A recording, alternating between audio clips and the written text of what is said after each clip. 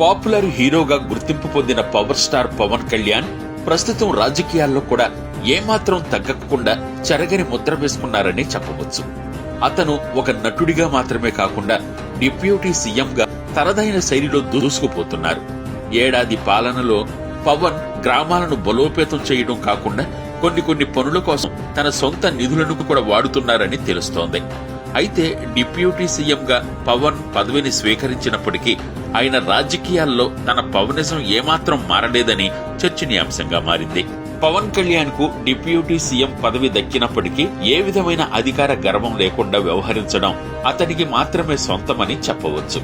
అంతేకాకుండా పంచాయతీ, గ్రామీణ అభివృద్ధి శాఖల మంత్రిగా పనిచేస్తూ అతను తీసుకున్న నిర్ణయాలతో ప్రజలకు మరింత చేరువై తన పవనిజాన్ని నిరూపించుకున్నారు. ఇంకా గ్రామ సభ్యులకు సమావేశం నిర్వహించి వారి సమస్యలను ఏకకాలంలో పరిష్కారం చేయడం, అడవి తల్లి బాట కార్యక్రమంలో గిరిజనులకు మన్యం ప్రాంతాల్లో రోడ్లు ఏర్పాటు చేశారు. ఇదిలా ఉండగా మరోవైపు కొణిదెల గ్రామాభివృద్ధికి, పెహల్గాం ఉగ్రదాడి బాధితులకు, వరద బాధితులు వంటి వారికి సుమారు 20 కోట్లకు పైగా తన సొంత నిధులు ఖర్చు చేశారని తెలుస్తోంది. అంతేకాకుండా నెలకు తనకొచ్చే జీతం పిఠాపురంలోని అనాథలకు ఇస్తున్నట్లు సమాచారం.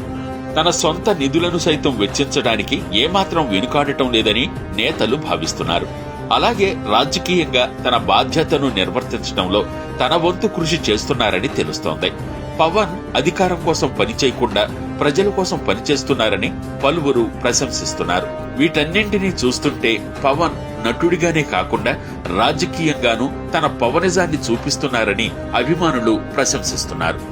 చాలా మంది పదవుల కోసం రాజకీయాల్లో పనిచేస్తూ ఉంటారు, కానీ పవన్ మాత్రం పదవికి ప్రాముఖ్యత ఇవ్వకుండా ప్రజల కోసం ఏం చేయడానికైనా సంసిద్ధంగా నిలబడి ప్రజల పక్షాన పోరాడతారు. ఇలాంటి గొప్ప నాయకులు రాజకీయాల్లో చాలా అరుదుగా కనిపిస్తారని చెప్పడంలో ఏమాత్రం సందేహం లేదు.